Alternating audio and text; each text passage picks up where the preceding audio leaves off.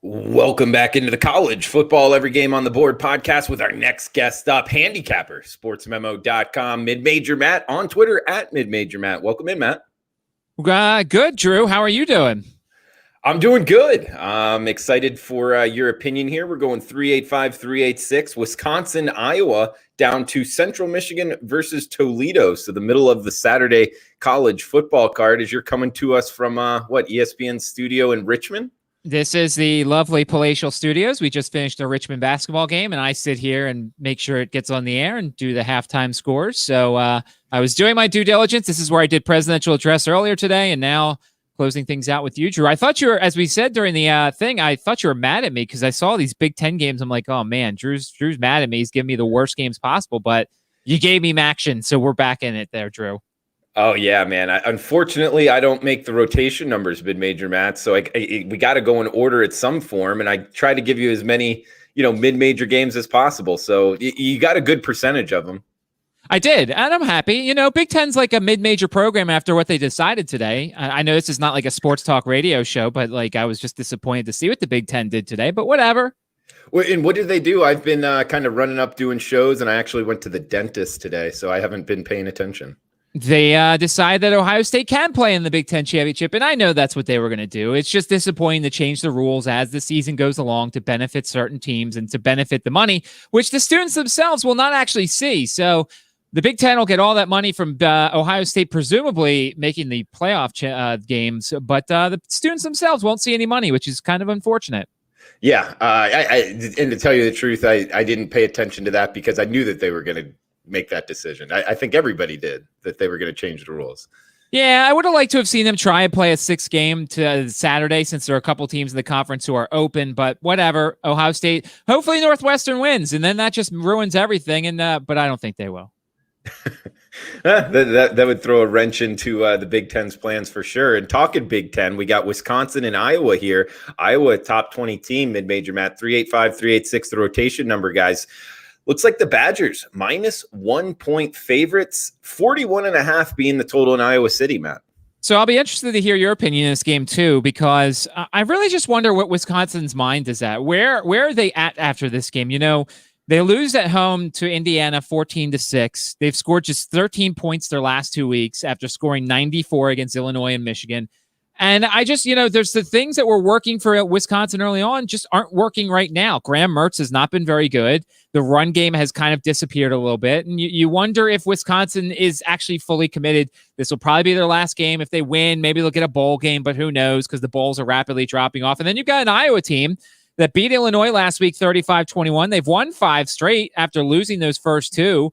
And they're running the ball really well, 5.5 yards per carry these last 5 games. They've got 10 touchdowns. Wisconsin's defense really good against the rush here, Drew. I mean, based off of mindset alone, I feel like Iowa's worth a look here. They're home. They're playing a Wisconsin team that essentially has nothing to play for. And it's a 5-game season for Wisconsin. Look, Wisconsin's probably the better team, and we've talked about it because we've had a couple of Iowa games on here. I'm not a big Spencer Petras fan, but I mean, Iowa's playing better football right now. The only thing I wonder is, Drew, why aren't they favored? So what does Vegas know that we do not know in this matchup? I think just Wisconsin's look good at times. I would look more at this towards the total. We got a somewhat low total at 46.5 with even lower, 41.5. Read that wrong. And I think it's low for a reason. I would look under here. Neither of the two teams kind of run tempo. Wisconsin with 2 straight unders. And it looks like 15 to 20 mile an hour winds in Iowa City, and obviously cold this time of year. So I don't think there's going to be a whole lot of points as we start flirting with the 40 number on the total. There's already been some under money. So that's the way I would lean in that one, mid-major, Matt. We also got 2 more Big Ten games here. Michigan State at Penn State. Looks like the Nittany Lions minus 14.5 in Happy Valley, 46.5 the total here. So once again, it's a mindset thing. I mean, Michigan State got blasted by Ohio State. They come off the win against Northwestern, and then they play Ohio State. And there was probably some people who thought, all right, maybe we can make it interesting. And then they get blasted. They lose 52-12. And it's been a bad year for Michigan State. I've watched several Michigan State games for some reason. I don't know why, but Rocky Lombardi's a terrible quarterback. I mean, when he is not going very well, the offense isn't going very well. The defense has put up some decent numbers this year, but you can run on them. You look at Penn State, they're coming off the win against Rutgers. Since scoring 35, though, in week 1, they've scored over 24 points just twice. There's a couple of injuries that of note with regards to Penn State. It looks like one of their cornerbacks is available for this one. It seems like Penn State is on its way up, and it seems like Michigan State's on its way down. Once again, I lean to the home team, probably with more motivation. There is potential for a bowl game here. I don't know. I mean, it's a game that I could very easily leave off my card because neither of these two, you've got motivation issues on both sides. I would lean to the home team here, but it's a very easy game for me to pass on this Saturday. All right, Mid-Major Matt, one Big Ten team left as we say hello to the chat box here. Johnny Outlaw, welcome in. Corey Williams as well. And Ashley Waite saying she likes being off of work so she can watch us break down these games, Mid-Major Matt. So everybody welcome in Ashley from Hawaii. We also got Johnny Outlaw and Corey Williams as well. Anybody else out there, feel free to join us in the chat box as we're going live here, simulcast on the WagerTalk YouTube channel. We also got it in podcast form on the Sports Memo podcast. We got Rutgers at Maryland here. The Terps -7 in the hook in College Park, 58 to total here, Matt. And can I just say something real quick? The reason why I'm having one of my, if not my best college football seasons is because I've been very selective here. I know for this sort of podcast, we're giving information for every game, but the best thing I've learned this year is certainly selectivity has been very good for me. And being able to say a Michigan State, Penn State game, I can gloss right over that and move on to something else. So I'll give you the information. And then when I have no leans or anything, I'll say that. And when you look at this game, Rutgers against Maryland, Rutgers coming off that loss to Penn State. If you can run on Rutgers, you can win the game. 248 yards rushing by Penn State, 338 by Illinois, 200 to Ohio State or more.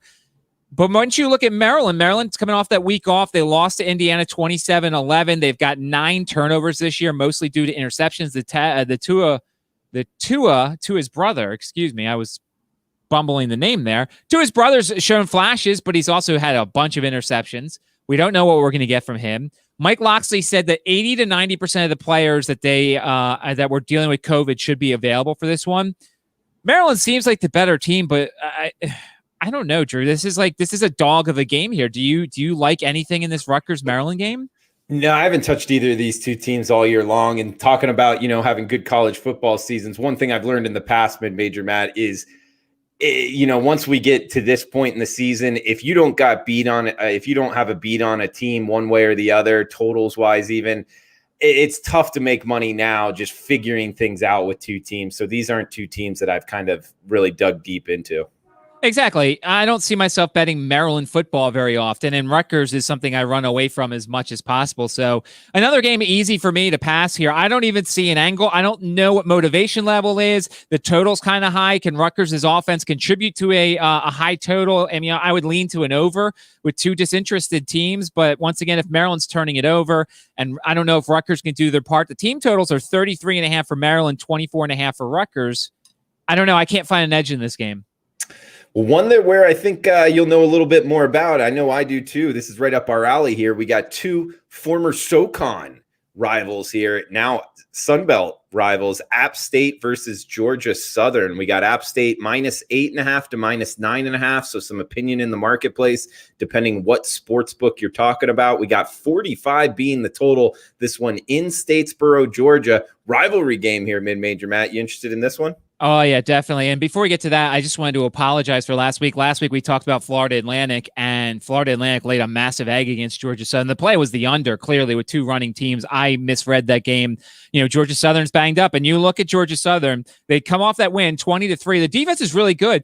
They didn't have the quarterback of their defense, which is what I was reading about. And their coach says that they may not have a lot of the guys they had last week. So when you're playing an FAU who's solely a running team, and now you've got Appalachian State, that's a little bit different. That's why we're seeing the price we're seeing. Also, Shea Wertz didn't practice yesterday. So it looks like it's going to be Justin Tomlin once again at quarterback. And look, I've made money off Georgia Southern all week, all season.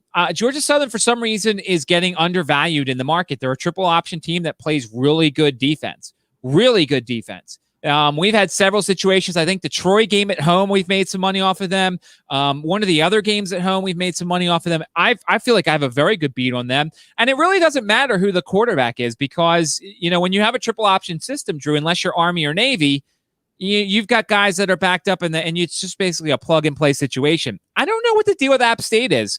App State lost last week to Louisiana at home.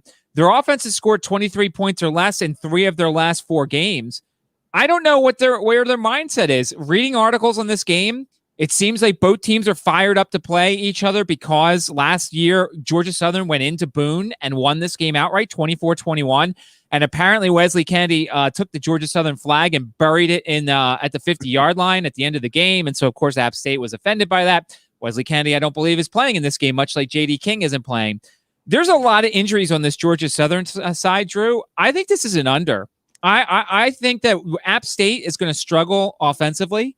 I think Georgia State with Tomlin at quarterback, while you can get away with it against Florida Atlantic, I don't know if you can against App State. So the lean is to Georgia Southern and the under in this game. I don't see a lot of points in this one. I'm with you, mid-major Matt. I like the under as well. Neither team, you talked about Georgia Southern being a triple option team. They don't run up tempo at all. App State will sit on the ball, watch that play clock go.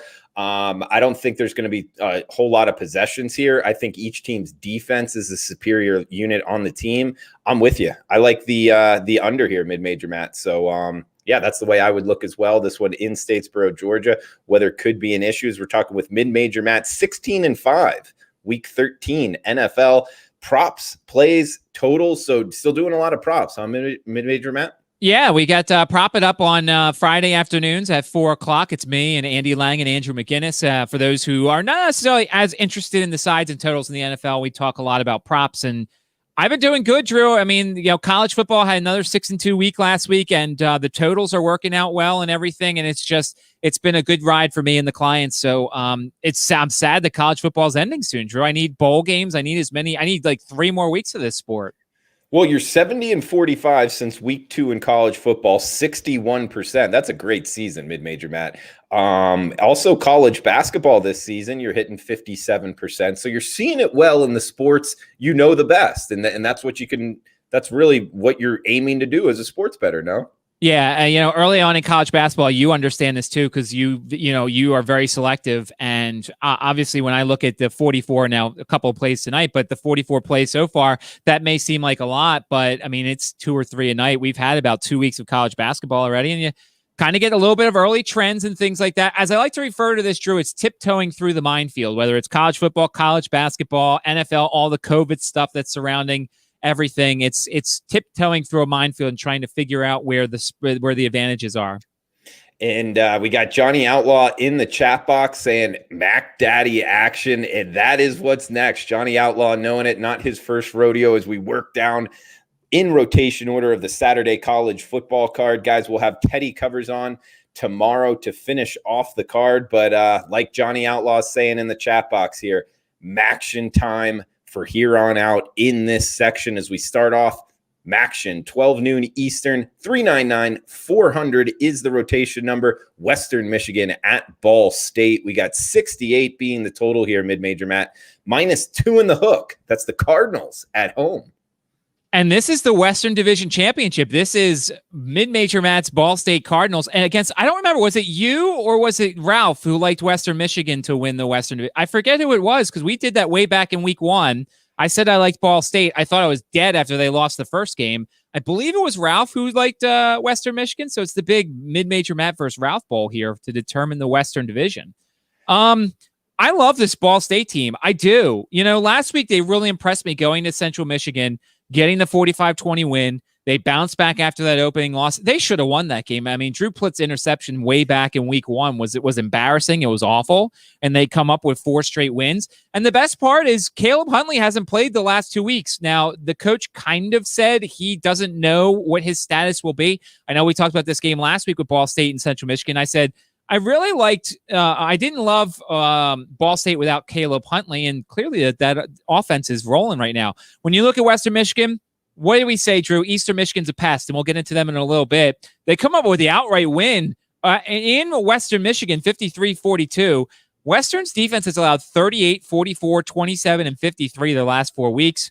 A couple of injury notes. Their defensive ends are not 100%. Last week was the first week they had both of their stud defensive ends, but neither of them are 100%. And you could kind of tell as Eastern Michigan did what they wanted to. And then it looks like Sean Tyler, who has not been available since the first game, who was as their starting running back, is going to be available for this one as well. I like Ball State in the money line here, Drew. I think Ball State's playing better football. They're home. Now, I know it doesn't matter as much because home field doesn't matter as much in sports nowadays, but I think I like this Ball State team. I like them on the money line here because it's a short enough number you can get a decent money line number. I just wonder where Western Michigan's at, and their defense just hasn't been very good. Drew Plitt has been awesome. The Hall kid, Johannes Tyler. I love everything about this Ball State team, and I think they make it to the MAC championship game. Yeah, good breakdown. I agree with pretty much everything you said, mid-major Matt. I mean, Drew Plitt, that one interception, for whatever reason, I remember it's yesterday, mainly because I bet on it and because it was such a big interception. If he completed the pass, the guy had 30 or 40 yards in front of him. They were likely going to win the game. Instead, he was the interception. They lose the game. I jump off the Ball State side because of that, mainly because I thought their defensive and offensive lines didn't look all that great in week one. Their position talent is good for the MAC, and talking about Drew Plitt, one of the better MAC quarterbacks anyway, but going up against, the Buffaloes of the world, I think they're going to have a tough time up front. And that's what I worry about here against Western Michigan, because Western Michigan is a pretty solid MAC team. Now, I didn't watch the game against EMU and if they dropped a lot of guys, so that's why I haven't gotten involved here. But I agree with Ashley Waite in the chat box towards the over here. I think both offenses are going to get after it. Do you have any opinion on the total? I mean, it's a MAC game, so you're naturally leaning over. It's not one of my favorite. My favorite slot for this group is going to come up. It's going to be an over coming up. But of course, I lean to the over here. I figure both teams will score. As Johnny Outlaw said, Ball State's total is 34.5. Western Michigan's is 33.5. I just like Plitt more than Ellaby, and I think it's home will be nice for them. So I don't love it as much, but I think Ball State gets the win here. So I would take a money line. Don't worry about the spread because it could be a very tight game here. So if you take out this, tight side, you just take the money line, then you got them just to win. Okay. And yeah, Corey liking the over as well. So we got Miami of Ohio versus Bowling Green up next. 49.5 being the total here. Looks like minus 24. That's the Red Hawks from Miami of Ohio. So I hate games like this, especially with Miami, Ohio on the road. And if this game was in Oxford, I'd be all over Miami. Then again, they wouldn't be just a 24-point favorite. They'd probably be like a 30-point favorite. The road team has won 8 of their last 10 in this series. And you look at Miami of Ohio, they're coming off the bye week after beating Akron 38-7. I believe that was in Akron. So, and the reason why I was scared about Miami, Ohio that game was their offense is okay. So I was afraid of them not scoring enough for something like this. And I'm afraid once again, Miami, Ohio has been without a couple of key running backs all season, and they haven't run for 100 yards yet. They do not have a single person on their team that has rushed for 100 yards yet, I believe. It's a stat I read on one of the blogs. And then you look at Bowling Green. They've scored 57 total points. Their best chance at a win last week was the Akron game, and they fall 31-3. Matt McDonald has the weirdest hitch I've ever seen in his throwing motion. 6 interceptions, completed 43.9% of his passes. And look, they actually have some decent talent. I like the Andrew Clare kid. Tarian Stewart's a decent running back. Quentin Morris could be an NFL tight end, but who's getting them the ball? So to me, this is all about motivation here for Miami of Ohio. If they want to, they could easily cover the 24. But what are they playing for? Bowling Green's totals 13.5. This smells, and I'll make the clairvoyant prediction here again, Drew. This smells like they're going to finish with 14 if you take the under. It just feels like a late touchdown's going to make this a 14 thing. But I, in good conscience, can't give out the over for Bowling Green's total. As I said, they've scored 57 total points this season. So this is a pass for me, Drew. This is all about motivation for Miami, Ohio. And I don't really want to bank on that in this final week of the season for them. So I'll pass on this one. Okay, and guys, if you want my full analysis, check out the Best Damn College Football Show, just filmed yesterday, and I gave this out as my best bet. I'm liking Miami of Ohio and laying the points, like Ashley's saying in the chat box here. Bowling Green, I think they want this season to be over, mid-major Matt. And, something, the trend is your friend in sports betting. Outside of Buffalo, literally taking their foot off the gas and just sitting on the ball. That's how they covered against Buffalo. They haven't covered all season long. They've been blown out every game. I just really think Miami of Ohio. They don't need to do a lot of big plays to be able to score on Bowling Green. And I think they win by 30 or more points, but we will see, because you're right. They don't have too much to play for. A bowl is likely not Miami of Ohio's future, right? I mean, with the amount of bowls that are dropping out, no. I feel like the MAC winner and maybe the MAC loser are the only teams to get. I don't know. We've seen bowls drop out almost every day, so we may not see much room from action. They're going to play like they can get a bowl. It's just, I hate this situation, Drew, because you're right. I mean, they should beat them. And if I was to play anything, it would be Miami of Ohio. But it's just weird things happen on the final week of the season. Not that the Bowling Green's going to win this game. It's just, who knows? Yeah. So you think it will be Buffalo and the winner of Western Michigan and Ball State are the two bowl representatives from the MAC? I think so. I'm guessing. I don't know. We're losing bowls. I'm guessing the least it's going to be is the champion of the MAC. But who knows after that? Because what's the incentive for these bowls to not have fans and play these games unless you've got teams coming very close? I think what I see, UCF is in a bowl. But it's in Florida. Yeah, UCF's in the Boca Bowl. You're right. So therefore, they don't have to travel very much, and so therefore, it doesn't really matter. And plus, no offense to your state, but they're nuts, and they'll probably have a full packed house. So who knows? I'm going to go to that game, actually. It sounds like a great game to go to, but so I have a feeling, maybe that Buffalo goes to the Pinstripe Bowl if they win the MAC. Who knows? But I have a feeling that one or two teams from the MAC are making bowls. Mid-major, Matt, we got Akron versus Buffalo up next. I mean, Akron off of a huge win, the first win in 2 or 3 years, 21 games anyway. They snapped their losing streak, 59 being the total. Buffalo, the Bulls, minus 32.5 home favorites versus the Zips. Buffalo only won this game 21-0 last year. I'd like to go back and find out how the heck they didn't score 100 on them with Jared Patterson. I mean, it must be only Bowling Green that they do that to. To me, this is you're nuts if you go full game. To me, this is a first quarter play on Buffalo. It's a first half play on Buffalo over on the team totals. Buffalo's team totals 45.5 for the game, 26.5 for the first half, and 10.5 for the first quarter. To me, I think Buffalo first half team total. I think they could put up 28. I think Akron's going to be smelling themselves after just having a great game, and I think they're going to feel really happy and big about getting that victory. I think Buffalo can name their score here, but then again, in the second half, Drew, they don't want to get Patterson hurt. They don't want to get Kevin Marks hurt. They don't want to get Van Treese hurt. So the question is, when is Buffalo pulling their starters? That's why, to me, I'm playing first quarter over 10.5 for Buffalo. First half, 26.5 over. I don't know what Akron's motivation is here. They got their victory. They're playing against the MAC East champions, and this one's going to get ugly, Drew. It's just a question of when do the starters come out, and does Akron backdoor this thing? Akron with that Tion Dollard, who I love this season, Drew, it's a huge number. And I think you should isolate as little of this game as possible and just take Buffalo early on and hope that they get, they are coming off a bye week. They wanted to play. They didn't play against Ohio.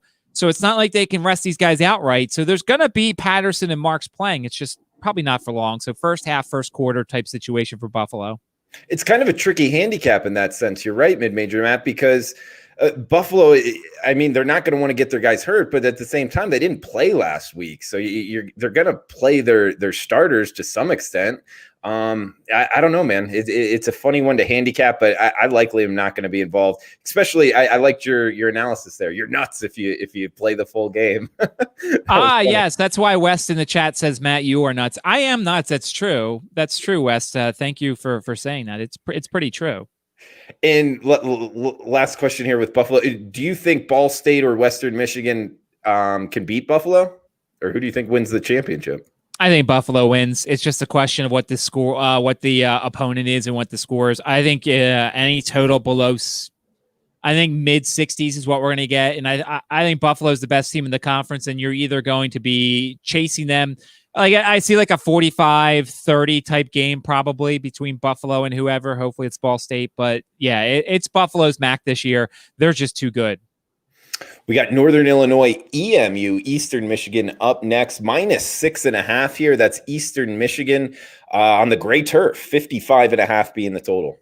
So this is my favorite play. Lock it in. When you ask me the question at the end, I like the over in this game, 55.5. I think it's an over. We've seen Northern Illinois improve almost each week. Look, they have not registered a victory yet, But you look at this NIU team, they lose last week at home 41-24 to Toledo. They're putting up points. Ross Bowers is doing okay. The Tyrese Ritchie kid is a good wide receiver, and the Whaley kid's a good running back. I think his name's Harrison Whaley. It's just their defense is terrible. Their defense is horrendous, and they've allowed 30 or more in every game. They've scored 20 or more in every game. So to me, at least this half of it, and by the way, I don't like Eastern Michigan as a favorite. I'd almost take Northern Illinois plus the points here. Eastern Michigan won at Western Michigan. That's a big rivalry game. Eastern Michigan's not playing for a bowl game. They've got no future. I know it's a home game, but who cares? No fans. We may not see their best effort. Their defense has allowed 27 points or more in every game. To me, Drew, this is an over. This is an NIU plus 6.5. I'd even consider sprinkling a little bit on the money line for Northern Illinois because I think they can win this game outright. Don't go nuts. Don't do a lot. But I think Northern Illinois covers the spread. I think there's a small chance they win this game, and I like the over. So, boom, there you go, across the board. All right, best bet, most confident play here. The over in some action. We got Mid-Major Matt, sportsmemo.com. He's 16-5 in his just this past week at NFL plays, props, and totals. 70-45 since week 2 of college football, having a great college football season, and off to a good start in college basketball as well. 25-19. That's 57% in college basketball after the start. And today's free play, Furman versus Cincinnati, that is in the books, Mid-Major Matt. Yes, Furman went over the total. We also had a client play on the over for the game. That hit as well. And we got a couple of other things in progress. So, yeah, seeing things pretty well in love the team totals in any sport, Drew. It's a market that I don't think enough people take advantage of. And that way you don't have to rely on two teams. You can essentially just rely on one if you feel more comfortable on a certain side with regards to a game.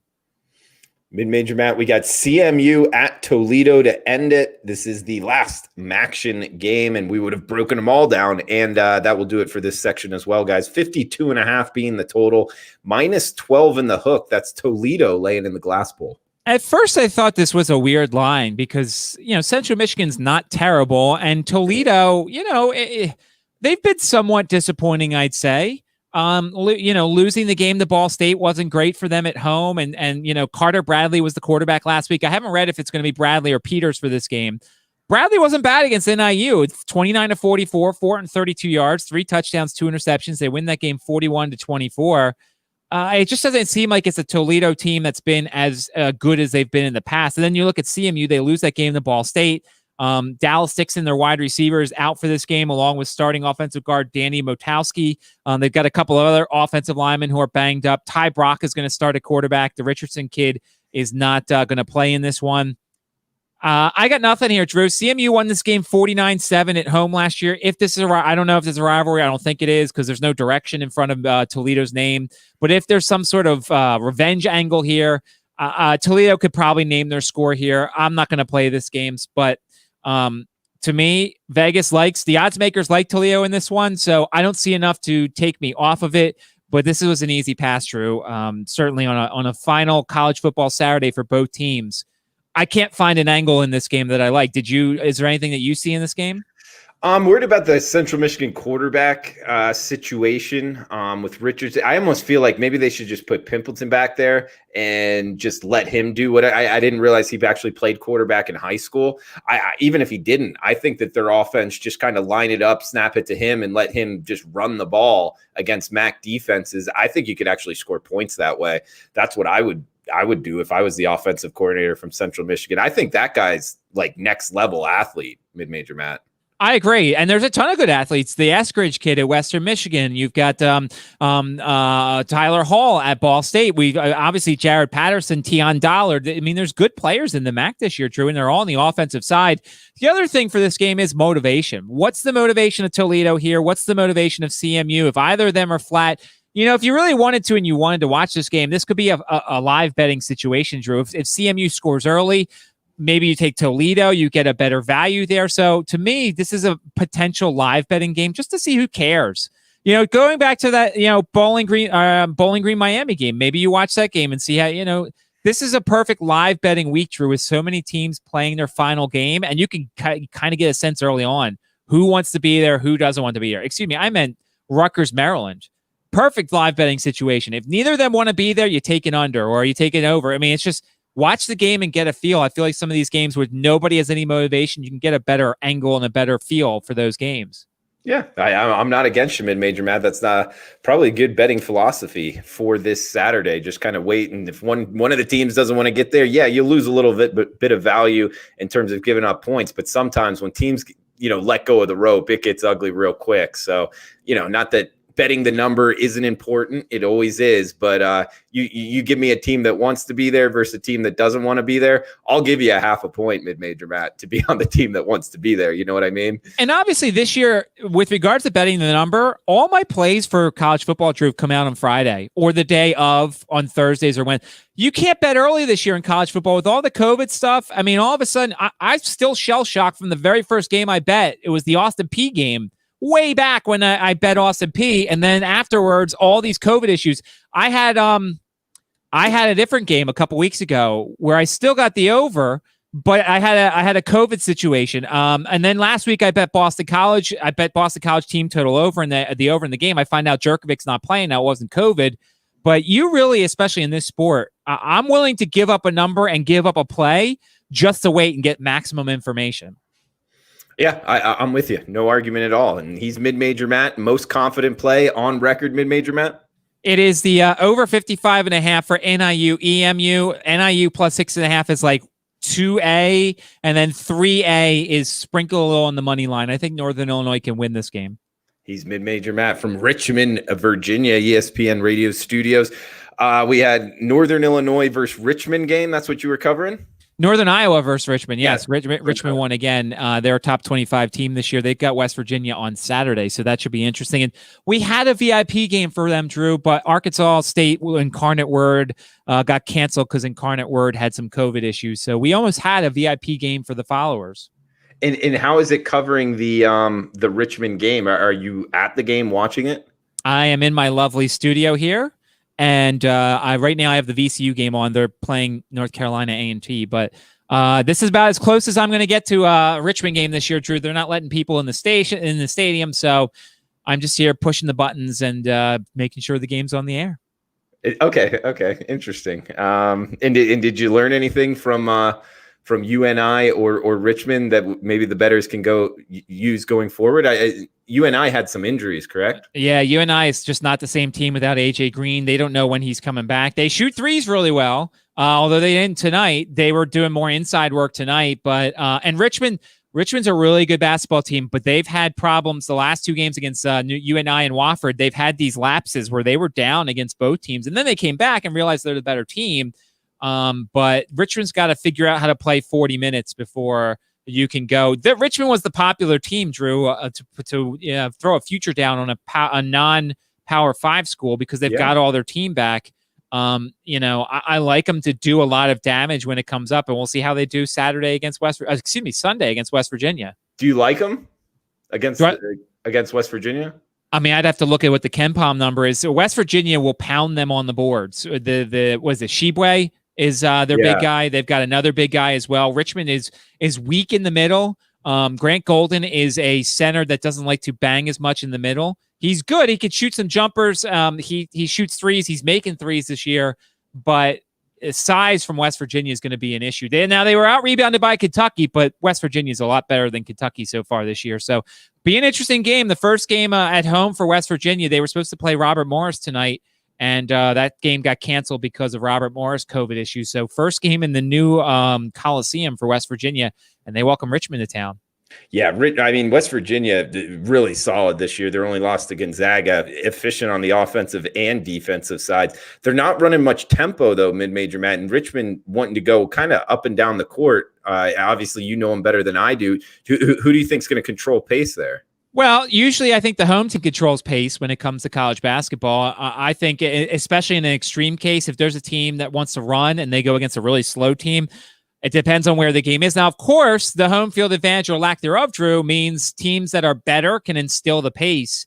So we'll see. I think West Virginia will run. I think they're going to make it a little frantic. West Virginia, I mean, they didn't really run with Gonzaga, but that was a pretty high-scoring game with Gonzaga. So it'll be interesting to see. You know, West Virginia probably has practiced in that gym, but they haven't played a game yet in that gym. So how much will that affect them? So we'll see. But it'll be a very interesting game.